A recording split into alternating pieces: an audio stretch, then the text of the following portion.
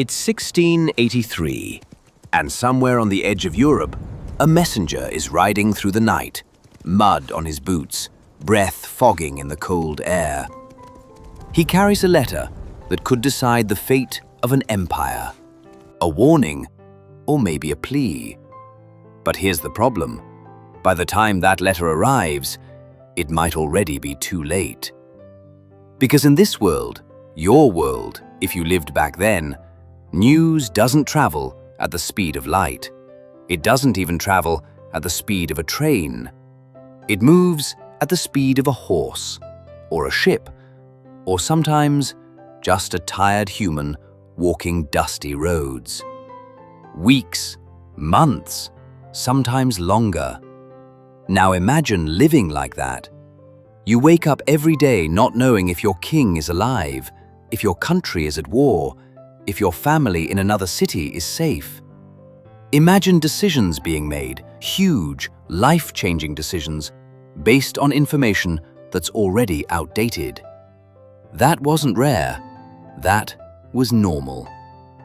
Before the 19th century, communication systems were slow, fragile, and deeply unequal. Information didn't flow freely. It was controlled, delayed, distorted. And that shaped everything: politics, trade, relationships, even how people understood reality itself. Today, you get breaking news in seconds. A message crosses continents instantly. But back then, silence was the default. And in that silence, rumors grew, power shifted, and entire societies lived in a kind of uncertainty we can barely imagine. So what did it actually feel like to live in a world where news took months to travel, where truth arrived late, if it arrived at all? Stick around, because we're going to step inside that world, not just how it worked, but how it felt. The tension, the waiting, the quiet fear of not knowing. And I want to ask you something before we begin. If you had to wait months to hear from someone you care about, would you trust the message when it finally arrived? Let me know in the comments, and if you're curious about the hidden systems that shaped our world long before modern technology, subscribe to Before the Modern World, because this is where things start to feel very different. Imagine standing in a crowded marketplace in the 1600s. Voices everywhere, merchants shouting prices, animals bleating, coins clinking.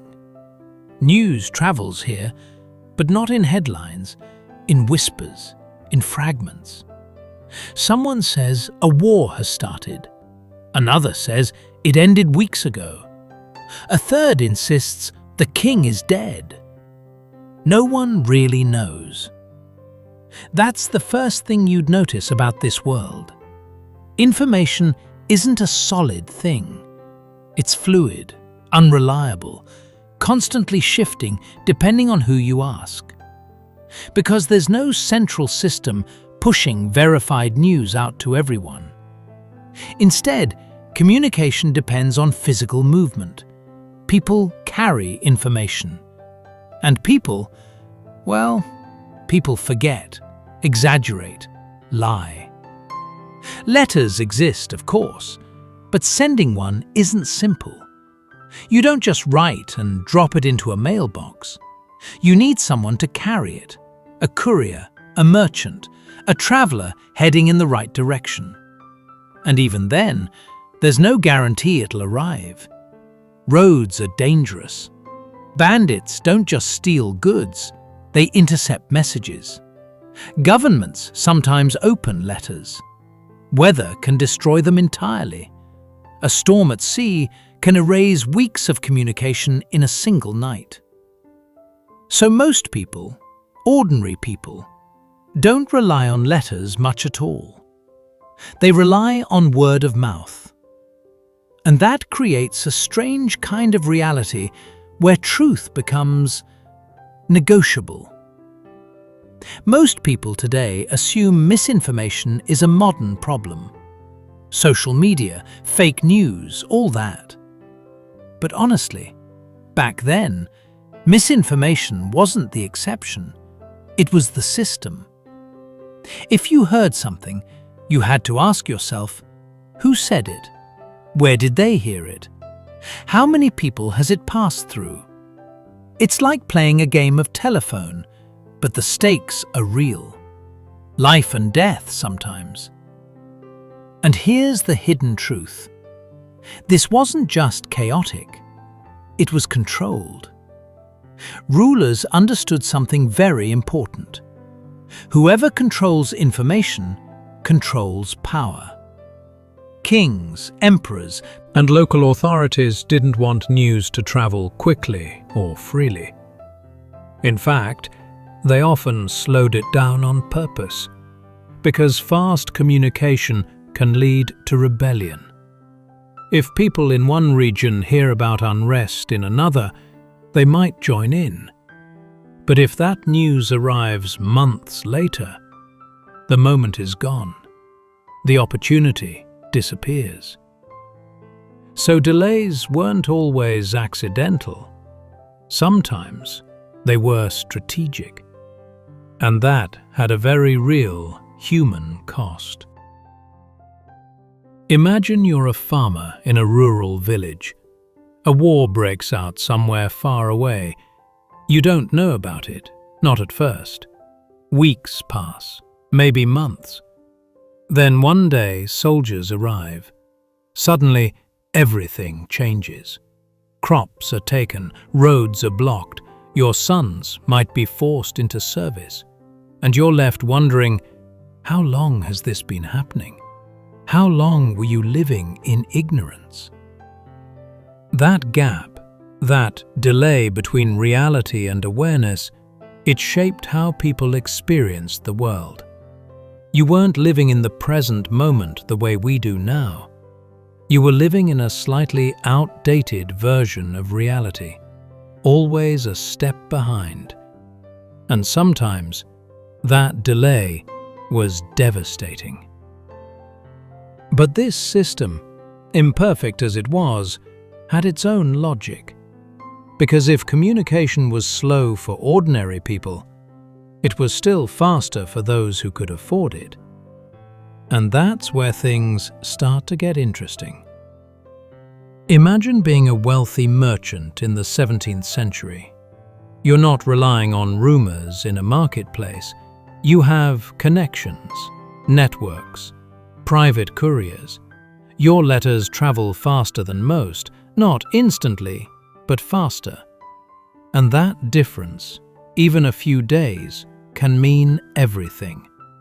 Because information is money. If you know that a shipment of grain is delayed in another region, you can raise your prices before anyone else realizes there's a shortage. If you hear about a political shift before it becomes public, you can move your assets, change alliances, avoid losses. So while most people are guessing, you're calculating.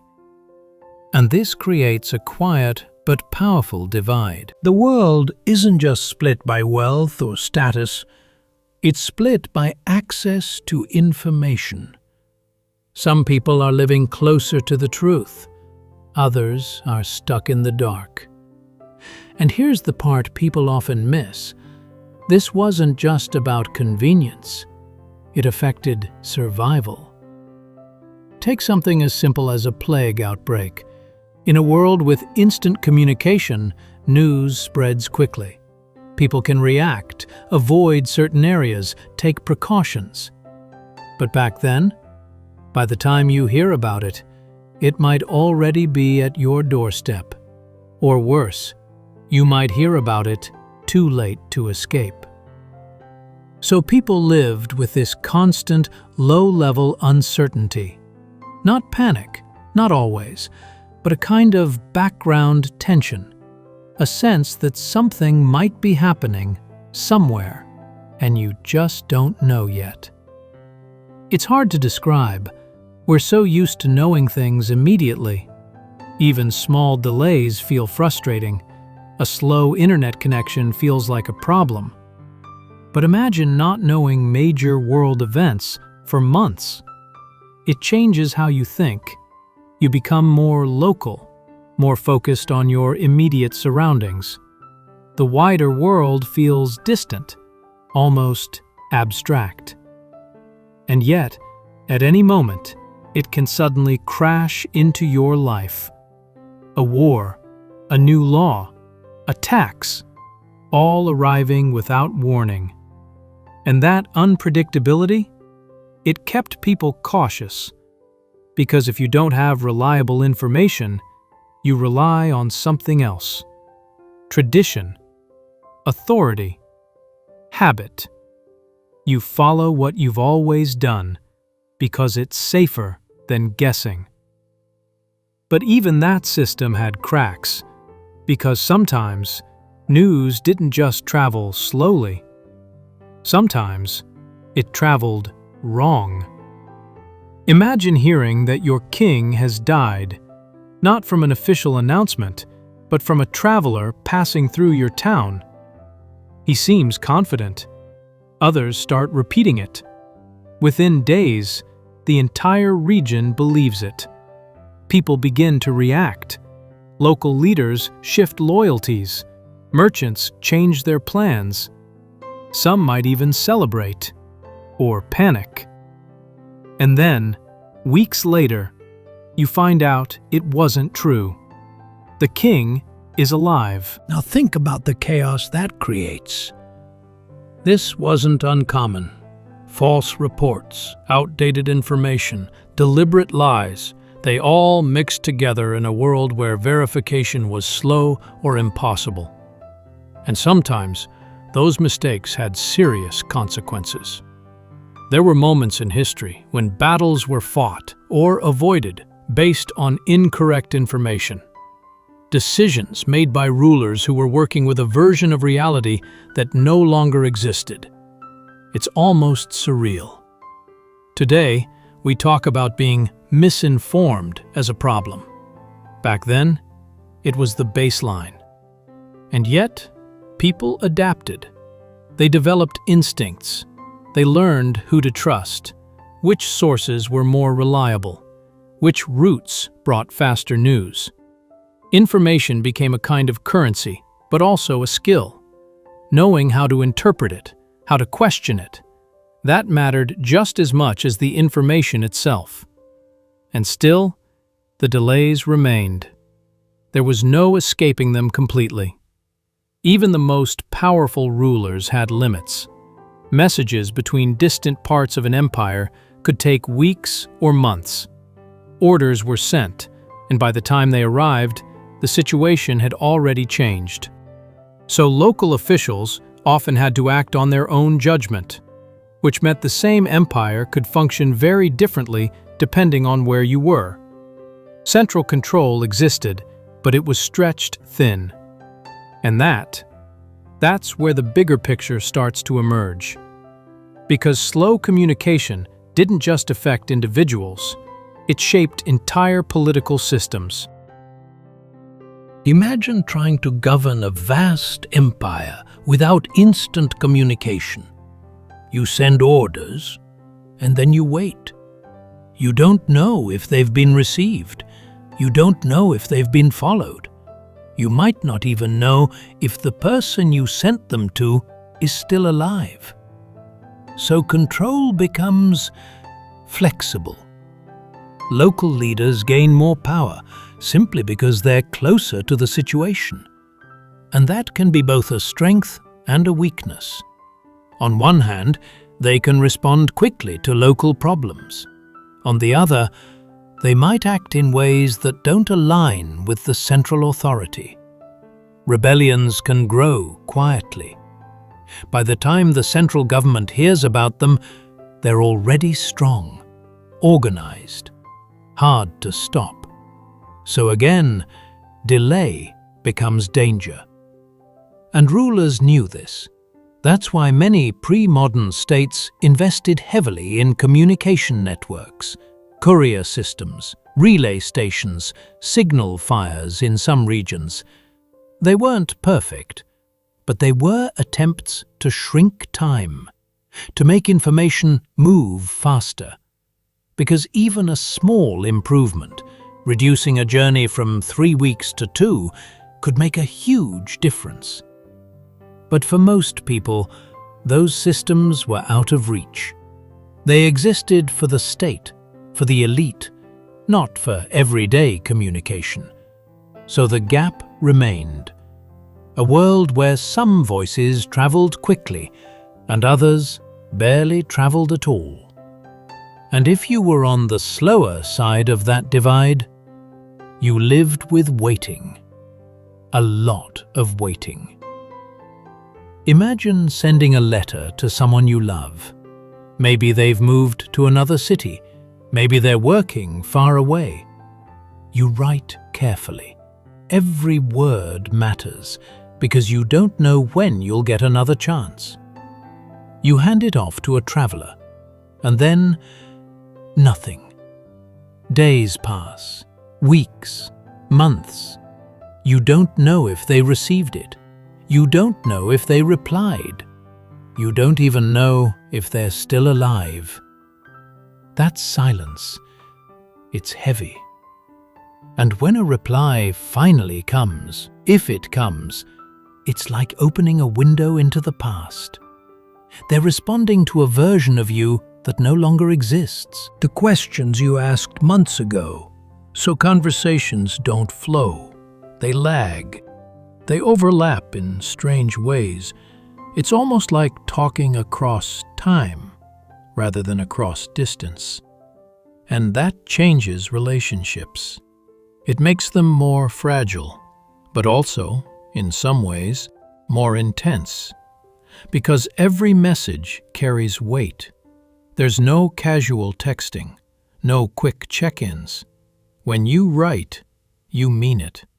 And when you receive something, you read it again and again, trying to bridge that gap, trying to feel close to someone who is very far away. And that emotional experience, that waiting, that uncertainty, that might be the most human part of this entire system. Because it's not just about politics or trade, it's about people trying to stay connected in a world that makes connection difficult. By now, you can start to see the bigger picture. This wasn't just a slower version of our world. It was a fundamentally different way of experiencing reality. Information didn't define the present, it lagged behind it. Truth was delayed. Power was shaped by who could access information and how quickly. And most people lived in a kind of informational shadow, aware but not fully informed, connected but not instantly. And then everything started to change.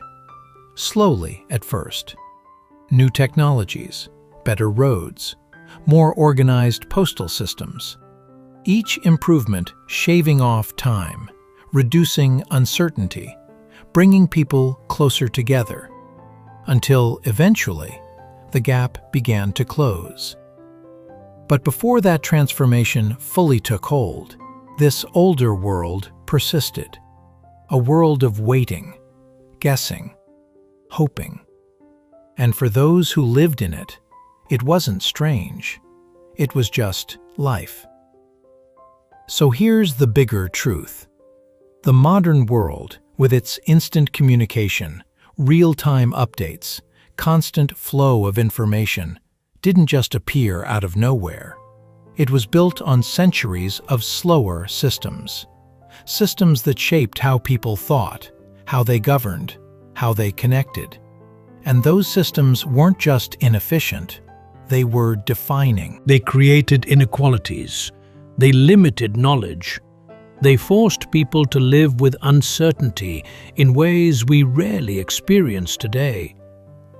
But they also, in a strange way, made information more meaningful.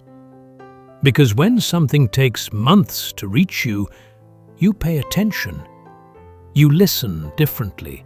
You value it. And maybe that's something we've lost a little. Not the delays, no one wants those back, but the sense that information matters, that it's worth waiting for, worth thinking about. Because now we're flooded with it, constantly. And sometimes it feels like too much, too fast, too easy to ignore. So here's a question for you. How different would your life feel if every message took months to arrive? If every piece of news came late, uncertain, incomplete? Would you feel calmer or more anxious? More disconnected or maybe more focused on what's right in front of you? It's not an easy answer, and maybe that's the point. In the end, living in a world where news took months to travel wasn't just inconvenient. It was shaping everything. Power, relationships, knowledge, even reality itself. And understanding that world helps us see our own a little more clearly. Because the systems we rely on today, the speed we take for granted, they didn't come easily. They were built slowly, over time, out of necessity, out of ambition, out of a desire to close the distance between people. So next time your message takes a few seconds longer than expected, just remember, there was a time when that same message might never arrive at all, and the silence would have been the hardest part. If you want to understand more about how hidden systems like this shaped the world we live in today, subscribe to Before the Modern World. And tell me, do you think slower communication made people stronger or just more vulnerable?